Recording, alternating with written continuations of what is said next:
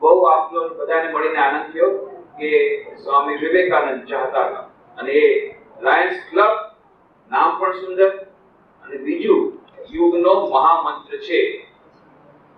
અત્યાર સુધી પહેલાના જમાનામાં એમ હતું કે તમે જો સેવા કરો, જે કરે સેવા તે પામે મેવા, બરાબર છે. પરંતુ હવે એ મંત્ર નહીં રહે. જે સેવા કરે તે જીવે, ન સેવા કરે તે મરે. આ નવો મંત્ર આવશે. કેમ? એટલા માટે કે મોડર્ન સાયન્સમાં ઘણી બધી શોધખોળો ચાલી રહી છે. હમણાં જયભાઈ વસાવડાએ બહુ સુંદર વાતો કરી. Service by nature, service by religion, service by humanity, અને હવે કહ્યું service by planning and organisation. તો જ્યારે પ્લાનિંગ ઓર્ગેનાઇઝેશન વાત કરીએ છીએ, મેનેજમેન્ટ લીડરશિપના કોન્સેપ્ટ બદલાઈ રહ્યા છે 21મી શતાબ્દીમાં. આખા વિશ્વમાં લીડરશિપનો નવો કોન્સેપ્ટ આવી રહ્યો છે, સર્વન્ટ લીડરશિપ. રોબર્ટ ગ્રીનલીફે આ કોન્સેપ્ટ મૂક્યો, સર્વન્ટ લીડરશિપ, કે હવે કયા લીડર સક્સેસ થશે, કયા લીડરને સક્સેસ મળશે. તો એમણે એક પુસ્તકના આધાર પર, એમાં જે લિયો નામનો હતો પાત્ર, એ હર્મન હેસના પુસ્તકના આધાર પર એમણે આ આખો કોન્સેપ્ટ મૂક્યો, સર્વન્ટ લીડરશિપ. જો કે આખા વિશ્વમાં કોન્સેપ્ટ નવો છે, નામ નવું છે, પણ આપણા દેશમાં હજારો વર્ષોથી આ કોન્સેપ્ટનું પાલન થઈ રહ્યું છે. હમણાં નવું પુસ્તક પ્રકાશિત થયું છે, દાના ઝુહાનું પુસ્તક, SQ, spiritual intelligence, the ultimate intelligence.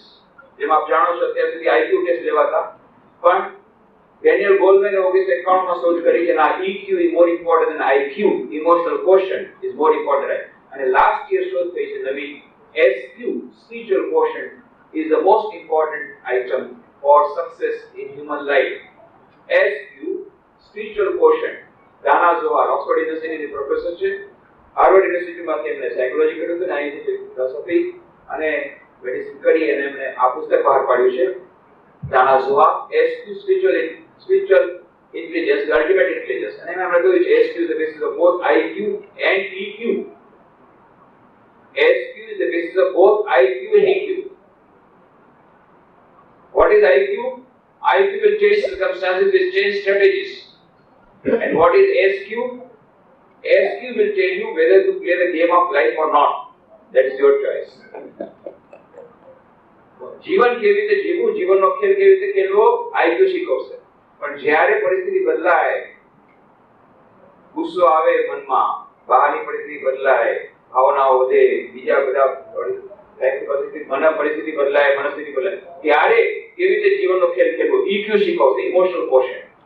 અને SQ શીખવશે what is the meaning of life. જીવનનો ઉદ્દેશ શું છે, આપણે શા માટે જીવા છે, શા માટે આવ્યા છે પૃથ્વી પર. અને આ SQ કહે છે, મોડર્ન સાયન્ટિસ્ટ કહે છે, ન્યુરોલોજીકલી, ફિઝિયોલોજીકલી, biologically, etymologically and psychologically, from every point of view there is a concluding evidence, there is something called SQ. And curiously enough, એ આશ્ચર્યની વાત કે જે વાત આપણા ઋષિમુનિઓ કહેતા હતા, એ જ વાત આજે મોડર્ન સાયન્સ કહે છે. IQ is available with all the species, including the computers. EQ is available only with a few species.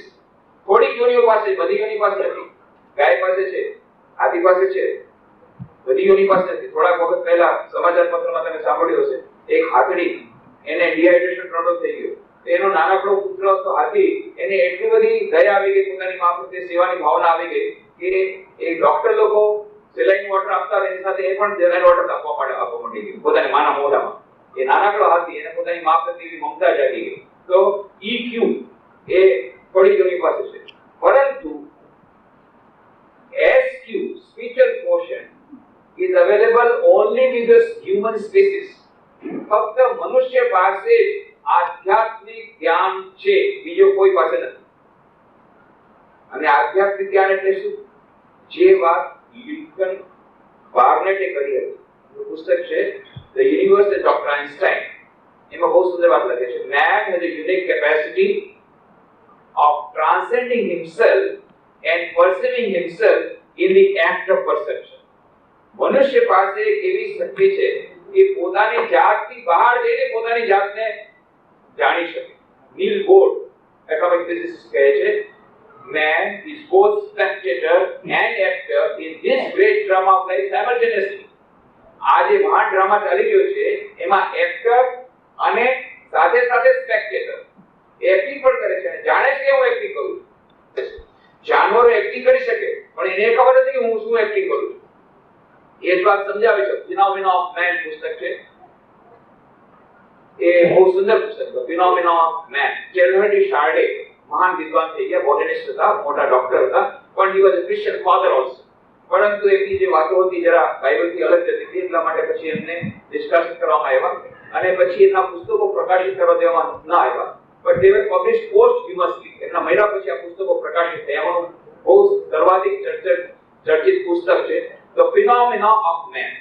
અને એમાં મને આ સુંદર એક પ્રશ્ન જગાડ્યો કે what is the difference between a man and animal? એક મનુષ્ય અને પશુમાં અંતર શું છે? તો કોઈ કહે કે ઇન્ટેલિજન્સ, મનુષ્યમાં બુદ્ધિ છે, પશુમાં નથી. ત્યારે જર્મની સર્વે નોટ નેસેસરી સો. ઉદાહરણ કે તમારા ઘરમાં તમે દૂધ સંતાડીને રસોડામાં રાખ્યું, બીજે દિવસે સવારે જોયું કે બિલાડી દૂધ ત્યાંથી ચોરીને લઈ ગઈ, એટલે પછી બીજે દિવસે તમે દૂધને સંતાડીને રસોડામાંની બીજી જગ્યાએ રાખ્યું, તો પાછું જોયું સવારના બિલાડી ત્યાંથી પણ દૂધ ચોરીને લઈ ગઈ, તો કોણ વધારે ઇન્ટેલિજન્ટ? તો બિલાડી પણ intelligent. then what is the difference between a man and animal? એટલે બહુ સુંદર વાત કરે છે. while a man knows what he knows, an animal does not know what it knows. મનુષ્ય જાણે છે કે હું શું જાણું છું, પશુ એ જાણતો નથી કે હું શું જાણું છું. બિલાડી જાણે છે મારે દૂધની ચોરી કેવી રીતે કરવી જોઈએ ઇન્ટેલિજન્ટલી, પણ આ ચોરી કરવી, એનું ચોરી કરવાનું જ્ઞાન એ મારે પ્રાપ્ત કરવું જોઈએ કે નહીં, ચોરી કરવી એ પાપ છે કે પુણ્ય, એ જાતની વિવેક બુદ્ધિ એનામાં નથી. એ માત્ર મનુષ્યમાં છે. એ જાણે છે કે હું શું જાણું છું, મારે શું જાણવું જોઈએ અને પોતાની જાતને જાણી શકે છે. above all કે હું કોણ છું ને ક્યાંથી આવ્યો છું, મારે ક્યાં જવું છે, મારા જીવનનો ઉદ્દેશ શું છે, what is the meaning of life. આ જે SQ સ્પિરિચ્યુઅલ કોશન એ માત્ર મનુષ્ય યોની પાસે છે. આનું નામ છે વિવેક બુદ્ધિ. અને એટલા જ માટે જે મનુષ્યમાં SQ જેનામાં જેટલું વધારે છે, to that extent he is a greater human being. અને એટલા માટે જે મનુષ્યમાં વિવેક બુદ્ધિ SQ જેટલા પ્રમાણમાં વધારે એટલા પ્રમાણમાં એ ઉન્નત મનુષ્ય છે. અને જેમાં આ SQ અથવા વિવેક બુદ્ધિ સૌથી વધારે છે એનું નામ વિવેકાનંદ. એટલે જ આપણે વિવેકાનંદ બનવાનો પ્રયત્ન કરીએ, એટલે જ આપણે વિવેકાનંદની સેવા કરીએ. તો આ જે SQ સ્પિરિચ્યુઅલ કોશન વિવેક બુદ્ધિ, એ SQ પ્રાપ્ત કરવાના કેટલા બધા માર્ગો છે. એ માર્ગોની ચર્ચામાં આપણે નહીં કરીએ. દાણા સુવારે પણ માર્ગો આપે છે અને એમાંનો સર્વશ્રેષ્ઠ માર્ગ છે સર્વન્ટ લીડરશિપ. અને દાણા સુવાર કહે છે આ સર્વન્ટ લીડરશિપ ભલે રોબર્ટ વિલિયમ હમણાં શોધ કરી, પણ એનું ઉન્નત ઉદાહરણ આપણને સ્વામી વિવેકાનંદ જીવન સંદેશમાં જોવા મળે છે. અને બીજું નામ આપે છે મહાત્મા ગાંધી. આ બેમાં આપણા આજના યુગમાં સૌથી વધારે જોવા મળે છે. જો કે આપણા હજારો વર્ષો પહેલા આપણા ઋષિઓને આપેલો કોન્સેપ્ટ કે બીજાની સેવા કરવાથી પોતાની આધ્યાત્મિક જ્ઞાન પ્રાપ્ત થાય છે, એ વાત આજે સર્વન્ટ લીડરશિપના માધ્યમથી બધા કરે છે. પણ આપણા આજના યુગના સર્વશ્રેષ્ઠ બે ઉદાહરણ મહાત્મા ગાંધી અને સ્વામી વિવેકાનંદ. આપણા president doctor APJ Abdul Kalam આવ્યા હતા પોરબંદરમાં 13મી ફેબ્રુઆરી, પણ ત્યારે પ્રેસિડેન્ટ નહોતા બન્યા. પણ અમે એવી શુભેચ્છા જાહેર કરી હતી, મોઢામાંથી નીકળી ગયું, વોટ ઓફ થેન્ક્સ હતા. એ ભારત રત્ન એમના માટે નાનું છે. It is a too small a thing for him. He is going to become big and great, and he became great. પણ 13મી ફેબ્રુઆરી આવ્યા હતા ત્યાં પોરબંદર ડોક્ટર એપીજે અબ્દુલ કલામ અમારી સ્કૂલનું ઉદ્ઘાટન કરવા માટે. અમારી પોતાની સ્કૂલ નહીં, સરકારી સ્કૂલ છે, પણ જેમ આપ જાણો છો કે રામકૃષ્ણ મિશન દ્વારા જે વિવિધ સેવા કાર્યો ચાલે છે, રામકૃષ્ણ મઠ મિશનના 148 શાખા કેન્દ્રો છે દેશ વિદેશમાં, એમાંથી 35 વિદેશમાં છે, 113 ભારત વર્ષમાં છે. એ કેન્દ્રો દ્વારા લગભગ 100 હોસ્પિટલ, આઉટડોર હોસ્પિટલ અને 20 ઇન્ડોર હોસ્પિટલ, 20 મોબાઈલ ડિસ્પેન્સરી અને બાકી 6000 શૈક્ષણિક સંસ્થાઓ જેમાં 2 લાખ વિદ્યાર્થીઓ ભણે છે. રૂરલ ટ્રાઇબલ ડેવલપમેન્ટ પ્રોજેક્ટ, આ બધું જે ચાલે છે. અને ખાસ તો જ્યારે કોઈ પણ જાતની આફત આવે, ડિઝાસ્ટર મેનેજમેન્ટ, આ રિલીફ વર્ક, રિહેબિલિટેશન પ્રોજેક્ટ, આ બધું ચાલે છે. મોરબી વખતે પણ અમે કર્યું હતું. આ વખતે પાછો ધરતીકંપ આવ્યો પાછલા વર્ષે 26મી જાન્યુઆરી. એ જ દિવસથી મેં ધરતીકંપ રાહત કાર્ય શરૂ કર્યું અને આખા ગુજરાતમાં 80 શાળાઓ બનાવી છે. પ્રાથમિક શાળાઓ, જે સરકારી શાળાઓ જે પડી ગઈ હતી, સરકારના અનુરોધ પર બનાવી રહ્યા છે અને સરકારનો કોઈ પૈસો નથી લઈ ગયો. કુલ 20 કરોડ રૂપિયાના ખર્ચે આવી 80 શાળાઓ અને 6 વસાહતોનું નિર્માણ કરી રહ્યા છે. લગભગ કામ પૂરું થવા આવી ગયું છે. એમાં પોરબંદરમાં અમે 36 શાળાઓ બનાવી છે અને 3 વસાહતો બનાવી છે. એમાંની એક શાળાનું ઉદ્ઘાટન કરવા ડોક્ટર એપીજે અબ્દુલ કલામ પધાર્યા 13મી ફેબ્રુઆરી અને ત્યારે 3000 યુવાનો હતા અને બહુ સુંદર એમણે વાતો કરી. બધી વાતો કરીને જે બહુ સુંદર પ્રવચન હતું, બહુ જ પાવરફુલ સ્પીચ હતી. એ અમે કેબલ દ્વારા દેખાડવાના છે. હું સીડી લાવ્યો છું ત્યાં અને સીડીમાં અહીં આપી છે. અહીંયા કદાચ રાજકોટ કેબલમાં દેખાડશે. બહુ સુંદર વાત. પરંતુ એમાંની એક વાત જ કહું કે બધા વિદ્યાર્થીઓએ પૂછ્યું કે આપના જીવનમાં આપણને આપણો પ્રેરણાનો સ્ત્રોત કે આપ્યો. What is the secret of your personality? What is? ત્યારે અબ્દુલ કલામે કહ્યું કે હું આ સિક્રેટ કહેતો નથી, but I think this is the right platform where I can share my secret with you. કે પોરબંદર જે જગ્યા છે કે જ્યાં હું મારા જીવનનું રહસ્ય તમને કહેતો કે મને ક્યાંથી પ્રેરણા મળી. અને પછી એમણે કહ્યું કે હું 8મા ધોરણમાં ભણતો હતો અને આખી સ્કૂલનો હું મોનિટર હતો. એટલા માટે મારા હેડમાસ્ટરે કહ્યું કે આજે રાતના બધાને વિદ્યાર્થીઓને જગાડીને રાખવાના છે અને ઠીક મિડનાઇટના 14મી ઓગસ્ટ 1947 જેનો વિજય આવ્યો અને ભારતના વડાપ્રધાન જવાહરલાલ નહેરુ આ બધું કહ્યું. બહુ ખુશ થયા. બીજે દિવસે સવારે સમાચાર પત્રમાં ફ્રન્ટ પેજમાં 2 ફોટોગ્રાફ હતા. એક ફોટોગ્રાફમાં જવાહરલાલ નહેરુ ભારતના વડાપ્રધાન ભારતનો ઝંડો ફરકાવી રહ્યા હતા. અમે બહુ ખુશ થયા. એની બાજુમાં બીજો એક ફોટોગ્રાફ હતો. સામે એક પેજમાં ફ્રન્ટ પેજમાં બાજુમાં જ બીજો ફોટો હતો અને ડોક્ટર અબ્દુલ કલામ કહે છે that photograph was my primary school education, was my secondary school education, was my college education and was my life education. A photograph મારું પ્રાથમિક શિક્ષણ બન્યું, મારું માધ્યમિક શિક્ષણ બન્યું, મારું કોલેજનું શિક્ષણ બન્યું, મારા જીવનનું શિક્ષણ બન્યું. એને મારા જીવનમાં પરિવર્તન આવ્યું. એ ફોટોગ્રાફ કેવો હતો? એ ફોટોગ્રાફમાં બતાવવામાં આવ્યું હતું જ્યારે સમસ્ત દેશ ખુશી મનાવી રહ્યો હતો કે આપણને ભારતને સ્વાધીનતા મળી, ત્યારે જેને આ ભારતની સ્વાધીનતા માટે સૌથી વધારેમાં વધારે કામ કર્યું, જેની પ્રેરણાથી આ કામ થયું, એ પોતે રાષ્ટ્રપિતા મહાત્મા ગાંધી. પોતે વડાપ્રધાન ન બન્યા, વડાપ્રધાન બીજાને બનાવ્યા. એ ત્યારે શું કરી ગયા? મનાવી રહ્યો હતો, મનાવવો જોતો. જેમને આખી મોટા મોટી પોસ્ટ લેવી હતી, એક પણ પોસ્ટ સ્વીકાર કરી નહીં. એટલું જ નહીં, ત્યારે ગલીએ ગલીએ જઈને ત્યારે લોકોના દુઃખ દર્દ લૂછી રહ્યા હતા, આંસુ લૂછી રહ્યા હતા. આ છે સર્વન્ટ લીડરશિપ, સેવાની ભાવના. એને મારા જીવનમાં અદ્ભુત પરિવર્તન આવ્યું. આ જે સેવાની ભાવના, this is going to be the future of 21st century. 21મી શતાબ્દીમાં જો આપણે લીડરશિપમાં સક્સેસ જોશે, ગમે તે ક્ષેત્રમાં આગળ વધવું પડશે, તો servant leadership is the sheet anchor. અને એ બતાવવા માટે મહાત્મા ગાંધી અને સ્વામી વિવેકાનંદ આવ્યા હતા. ગાંધીજી પોતે કહ્યું એમના પ્રેરણા સ્ત્રોત હતા સ્વામી વિવેકાનંદ. અબ્દુલ કલામ કહે છે મારા પ્રેરણા સ્ત્રોત ગાંધીજી, પણ ગાંધીજી કહે છે મારા પ્રેરણા સ્ત્રોત સ્વામી વિવેકાનંદ. ગાંધીજી આવ્યા હતા 30મી જાન્યુઆરી 1921 ના રોજ બેલુર મઠ, રામકૃષ્ણ મઠ મિશન અમારું મુખ્ય કેન્દ્ર છે અને ત્યાં બધાએ કહ્યું ગાંધીજી ભાષણ આપો. ગાંધીજી હું ભાષણ આપવા નથી આવ્યો, હું તો મહામાનવ સ્વામી વિવેકાનંદના ચરણોમાં પોતાની શ્રદ્ધાંજલિ દેવા આવ્યો છું. પણ એક જ વાત કહીશ યુવાનોને કે જ્યારે તમે આ મહાન સ્થળ પર આવ્યા છો, ખાલી હાથે પાછા ફરશો નહીં. અહીંયાની ખૂબ પ્રેરણા પોતાના હૃદયમાં લઈને જજો. અને પછી ગાંધીજીએ કહ્યું સ્વામી વિવેકાનંદના ગ્રંથોનો અધ્યયન કરજો. મેં પોતે સ્વામી વિવેકાનંદના ગ્રંથો વાંચ્યા છે અને સ્વામી વિવેકાનંદના ગ્રંથો વાંચ્યા બાદ મારામાં રહેલી દેશભક્તિ 1000 ગણી વધી ગઈ. સ્વામી વિવેકાનંદના પુસ્તકોના વાંચનથી મહાત્મા ગાંધી સુવાત્માના દર્શન, આ નવી જાતની સેવાની ભાવના. સ્વામી વિવેકાનંદ ક્રાંતિવીર હતા, ક્રાંતિકારી સંન્યાસી. અત્યારે સોસાયટીમાં, સમાજમાં, દેશમાં આપણી સેવાની જરૂર છે ત્યારે આપણે સ્વાર્થી નથી બનવાનું. કેવળ માત્ર હું પોતે મુક્ત થાઉં કે મને પરમાત્માના દર્શન થાય, એ પણ એક જાતની સ્વાર્થ પરાયણ. Even that is also selfish. એટલે આપણે શું કહ્યું સંન્યાસીને? નહીં. સેવા, શિવ જ્ઞાનથી જીવ સેવાના ગુરુદેવ શ્રી રામકૃષ્ણ દેવે આપ્યું હતું. એ શિવ જ્ઞાનથી જીવ સેવાનો આદર્શ એમણે આપ્યો. એટલા માટે આપણે જયભાઈ વાત કરી, બહુ સુંદર વાત કરી કે service by nature, service by religion, એટલે પુણ્ય મેળવવા માટે સર્વિસ બાય હ્યુમેનિટી. પણ સ્વામી વિવેકાનંદે કોન્સેપ્ટ મૂક્યો, નવો કોન્સેપ્ટ નથી પણ એને આપણે ભૂલી ગયા. એ છે service by not by humanity, service by divinity and service by unity.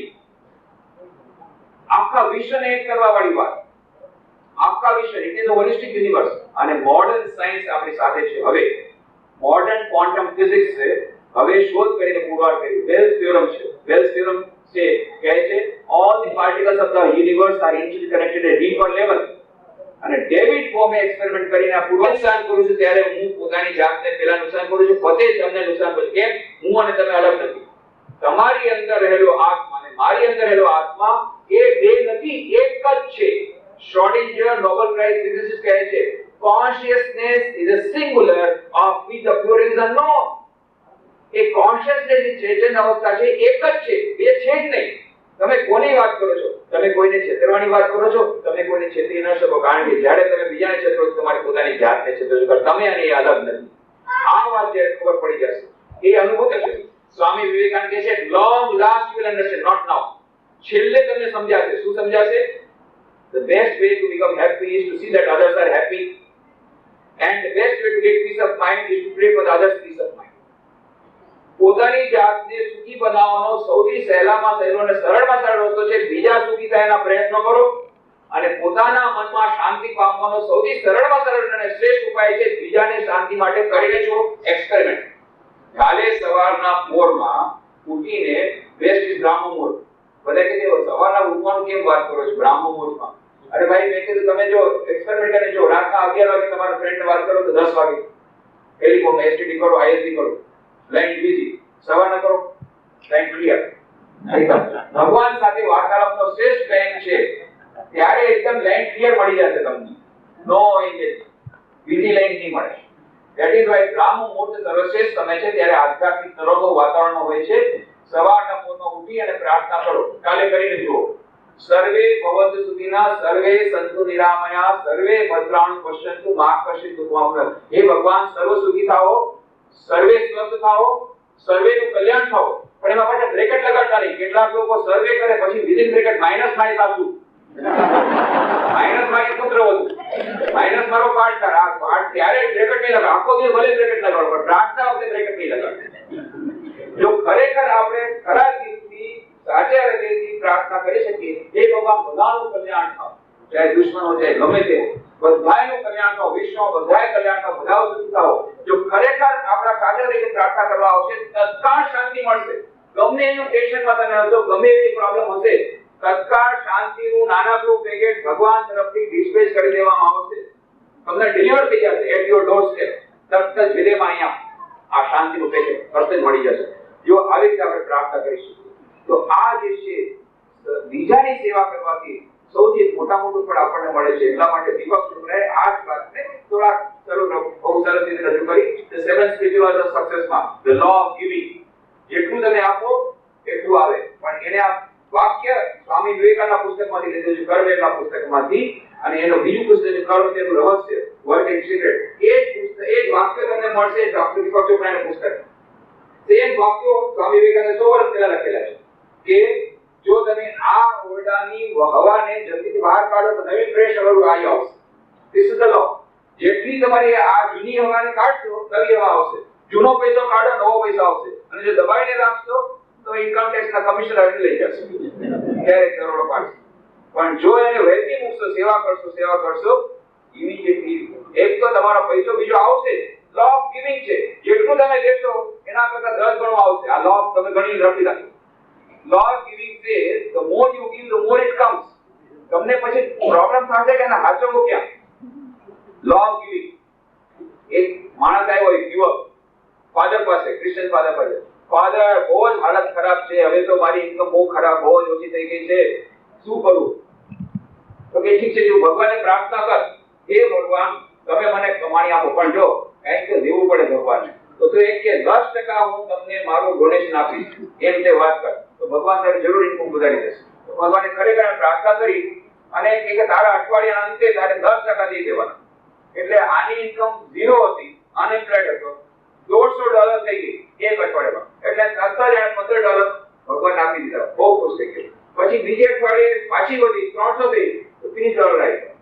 બીજે અઠવાડિયે પાછી $1000 થઈ $100 આપ્યા. ચોથે અઠવાડિયે $10,000 થઈ ગઈ એટલે $1000 આપ્યા. પછી father this is too much, This is too much. $1,000 per week I have to give donation. Is there no first way out? આમાં કઈ રસ્તો બહાર ન નીકળી શકે?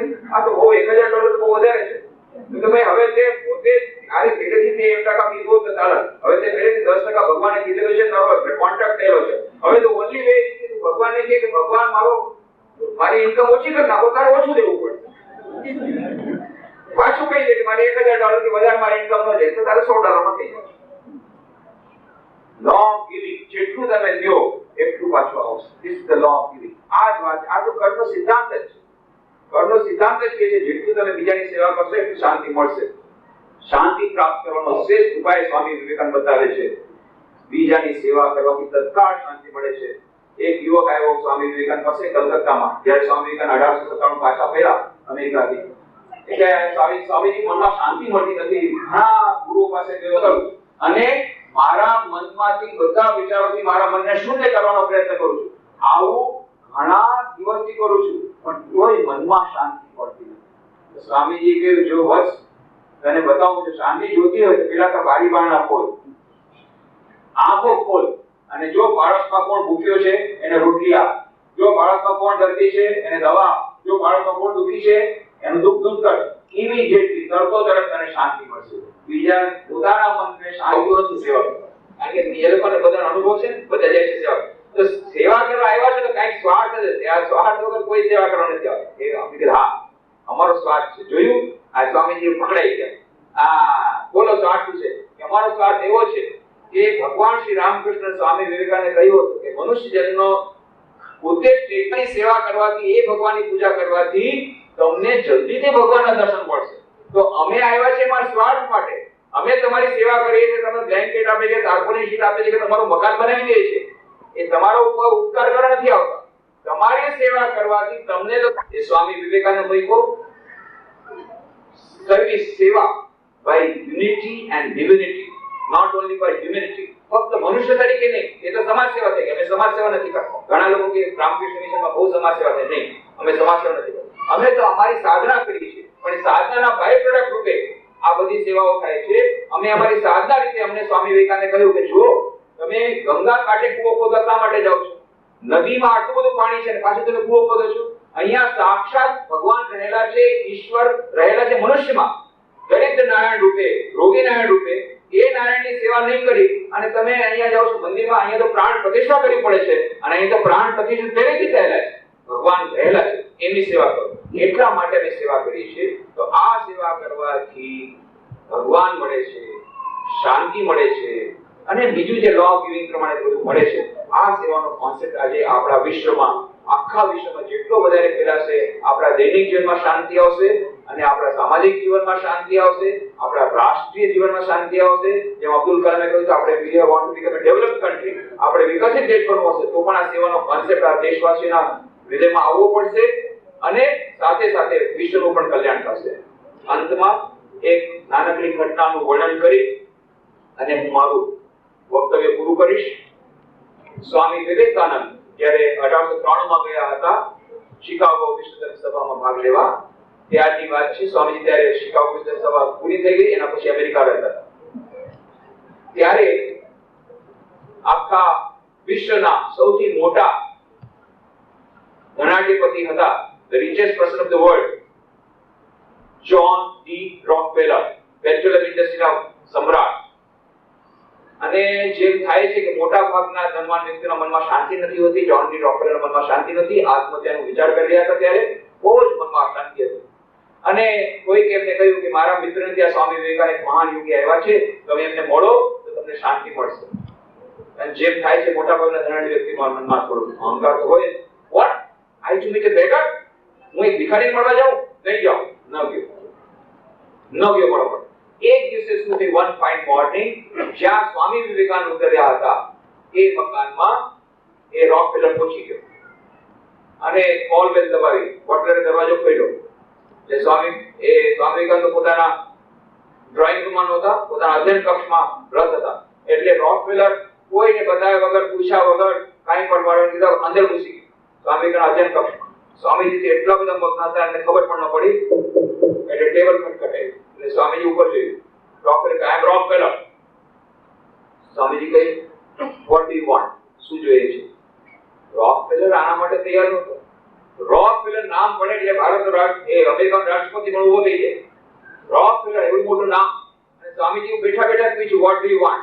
અને બહુ ગુસ્સો આવી ગયો કે આ સન્માન નથી આપતો મને, એટલે કે I don't want anything, મારે કાંઈ નથી જોઈતું. સ્વામી then why have you come? તો શા માટે આવ્યો છે? હવે શું જવાબ આપે? પકડાઈ ગયા. પછી સ્વામી કહે my dear Rockefeller, I know why you have come. You come here because you don't have peace of mind. મને ખબર છે તું શા માટે આવ્યો છે, કારણ કે તારા મનમાં શાંતિ નથી એટલે તું આવ્યો છે. અને પછી સ્વામીજીએ રોકફેલરના જીવનની એટલી બધી ઘટનાઓનું વર્ણન કર્યું જે રોકફેલર સિવાય કોઈ જાણતું નથી. એટલે રોકફેલર એક્સાઇટેડ થઈ ઉત્તેજિત થઈ કહે છે who has told all these things to you? તમને કેવી રીતે ખબર પડી આ બધી? કોણે કીધું તમને? સ્વામીજી હસતા કે do you think it is necessary that somebody should tell me? I can see through your mind as I can see through a glass and mirror. હું તારા મનની વાત એવી રીતે જાણી શકું છું જેમ એક કાચની અલમારીમાં બધી વસ્તુ દેખાય. ત્યારે રોકફેલર ભયભીત થઈ ગયો અને બધી ખબર પડી ગઈ. પછી સ્વામી my dear Rockefeller, I'll give you a piece of advice. If you want peace of mind, remember the wealth does not belong to you. All the wealth that you are having, you are only a custodian of your wealth. Utilize this money for the sake of millions, for the good of poor people, for the happiness of poor people. Immediately you will get peace of mind. There is no other method to get peace of mind. Rockefeller, યાદ રાખજે, તું આ જેટલી ધન સંપત્તિ તારી પાસે છે એનો માત્ર રખેવાળ છે, તું એનો માલિક નથી. આ ધન સંપત્તિનો ઉપયોગ ગરીબોની સેવા માટે કર, દુખીઓની સેવા માટે કર, તને તત્કાળ શાંતિ મળશે. શાંતિનો બીજો કોઈ ઉપાય નથી. રોકફેલર તો કોઈ દિવસ કોઈની સલાહ સાંભળી નહોતી, એટલે ધમ પછાડા કરતો કરતો પગ પછાડતો પછાડતો ત્યાંથી નીકળી ગયો તરતો તરત. પણ પાછો એક દિવસ શું થયું, અચાનક પાછો આવ્યો. એવી રીતે કોલ બેલ દબાઈ, વળી દરવાજો ખોલ્યો, કોલ બેલ બંધ, અંદર ઘૂસી ગયો. સ્વામીજી ત્યારે નહોતા, ત્યારે અંદર ડ્રોઈંગ રૂમમાં નહોતા, અધ્યયન કક્ષમાં. ત્યાં સ્વામીજી અધ્યયન કક્ષમાં રસ હતા. રોકફેલરજીને ટેબલ પર બેસાડી સ્વામીજી ઉપર જોયું. પછી રોકફેલરે સ્વામીજીના ટેબલ પર એક કાગળ મૂક્યો જેમાં એને જાહેરાત કરેલી મોટા ડોનેશનની જાહેરાત છે, મોટું દાન એક સંસ્થાને આપવા માટે, આવા ગરીબોના દુઃખ માટે જાહેરાત, દુઃખ દૂર કરવા માટેની જાહેરાત કરી રહ્યા. સ્વામીજી કાગળ વાંચ્યો. પછી Rockefeller now you must thank me, I have followed your advice. તમારે માટે આભાર માનવો જોઈએ, મેં તમારી સલાહ પ્રમાણે સૂચન કરવા પ્રમાણે કામ કર્યું છે. સ્વામીજી કાગળ વાંચે તો well it is for you to thank me. આભાર તો તમારે મારો માનવો છે, ધન્યવાદ તમારે મને આપવા છે, કારણ કે મેં તમને એવો રસ્તો બતાવ્યો છે કે જે રસ્તાથી જવાથી, જે દાન દેવાથી મનની શાંતિ મળશે, જે હજારો કરોડ ડોલર થી ન મળી શકે એવી મનની શાંતિ તમને મળશે. આ રસ્તો મેં બતાવ્યો છે. You must give me thanks. અને સ્વામી કલ્પના પુસ્તકમાં કહે પણ છે, નવી થિયોરી કહે છે late the receiver stand up and receive, late the giver kneel down and give. જે દાનવીર છે એને શું કરવું જોઈએ? એને પગે પડી અને આભાર માનવો જોઈએ કે તમે મને તક આપી દાન દેવાની. અને જે જય વસાવડા કહ્યું ને કે આજકાલ તો દાનવીરો શું કહે છે, પહેલા કન્ડિશન કે પેપર ફોટો આવશે, ત્યાં તકતીમાં નામ લગાડશો, કઈ કઈ જગ્યાએ ફોટો આવશે, બધું પહેલેથી કન્ડિશન કરી અને પછી આપે છે. પણ સ્વામી વિવેકાનંદ નવો કોન્સેપ્ટ આપે છે, late the giver kneel down. જે આપવા વાળો છે એ પ્રણામ કરે અને જે લેવા વાળો છે એ ઊભો રહે અને રિસીવ કરે. કેમ? It is the giver who is blessed more than the receiver. જેને મળે છે એને તો માત્ર પૈસા મળે છે, થોડા પૈસા કે થોડા કપડા કે થોડીક આઈટમ, અને જે આપે છે એને મનની શાંતિ મળે છે ને પરમાત્મા મળે છે ને અનંત સુખ, અનંત જ્ઞાન, અનંત આનંદ મળે છે. એની મેળવણી બહુ વધારે મોટી છે. એટલે we should give rather thanks. આપણે જ્યારે શિવજી જ્યારે કહીએ છીએ, શિવજીની જ્યારે પૂજા કરીએ છીએ, ત્યારે શિવજીને શિવલિંગ ઉપર આપણે પાણી નાખીએ છીએ, દૂધ નાખીએ છીએ, બિલકો અને સામેથી પ્રણામ કરો, હે પ્રભુ તમે મને તક આપી તો જુઓ શું થાય છે. અનંત જ્ઞાન, અનંત આનંદ, અનંત સુખ મળે છે. રામકૃષ્ણ મિશનની સેવા પ્રવૃત્તિ પાછળ આ જ ભાઈમાં છે. અમે સેવા, સમાજ સેવા નથી કરતા, શિવ જ્ઞાનથી જીવ સેવા કરવાનો પ્રયત્ન કરીએ છીએ. ભલે it is a concept for us.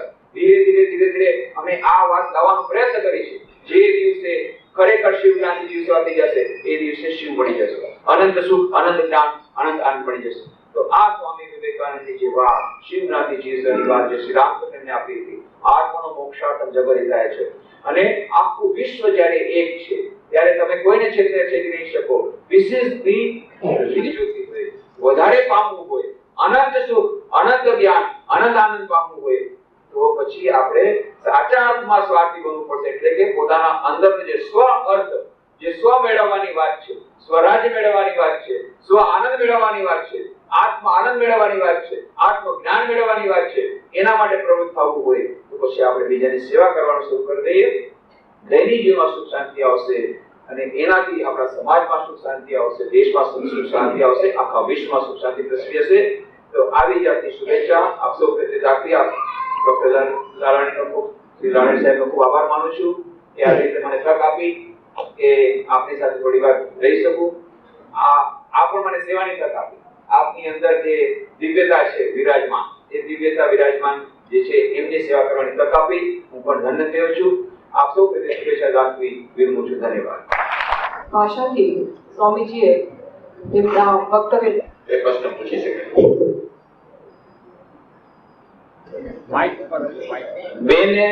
બેન વાત કરે છે કે 5 વર્ષ સુધી અમે સાંભળ્યા છે એકાગ્રતા ધ્યાન વિશે. ત્યાં રામકૃષ્ણ આશ્રમ રાજકોટમાં દર શનિવારે મારું પ્રવચન થતું એકાગ્રતા ધ્યાન પર. 223 લેક્ચર થયા. તમે કીધું હવે આપણે શરૂઆત કરશું કારણ કે આટલું બધું ભૂમિકા હતી. 223 લેક્ચર ભૂમિકામાં જ ગઈ. પણ ત્યાં સુધી મારું ટ્રાન્સફર થઈ ગયું, મારે પોરબંદર જવું પડ્યું. 5 વર્ષથી પોરબંદર છું. પોરબંદર નવો આશ્રમ એટલા માટે શરૂ થયો કારણ કે સ્વામી વિવેકાનંદ જે ઐતિહાસિક બંગલામાં 4 મહિનાથી વધુ નિવાસ કર્યો હતો 1891-92 માં, એ જ બંગલો ગુજરાત સરકારે આપ્યો 1997 માં. એટલે 9મી જૂન 98 ના રોજ વાવાઝોડે અને 10મી જૂન 98 ના રોજ મારું ત્યાં ટ્રાન્સફર થઈ ત્યાં પોરબંદર. એટલે ત્યારથી હું ત્યાં પોરબંદર છું. એટલે પેલા એકાગ્રતા ધ્યાનની જે સિરિયલ હતી એ બંધ થઈ ગઈ છે. એટલે શ્રેષ્ઠ ઉપાય છે તમે ત્યાં આવો પોરબંદર, દર રવિવારે ત્યાં સત્સંગ થાય છે. બરાબર છે. અને બીજું રામકૃષ્ણ જ્યોતમાં પણ થોડા મારા લેખો આવે છે એકાગ્રતા ધ્યાન પરના, એ વાંચી શકો છો. બીજી બહુ સુંદર સુંદર પુસ્તકો સ્વામી વિવેકાનંદના બધા તમને મળશે. રામકૃષ્ણ આશ્રમ રાજકોટના ધ્યાન, ધર્મ સાધના, ધ્યાન ઉપરના એમાંથી તમને ઘણી બધી માહિતી મળશે. અને ગમે ત્યારે તમે આવો પોરબંદર, થોડા દિવસ રોકાઓ અને બાકી બધું થોડું કેપ્સ્યુલ ફોર્મ આપી દેશું.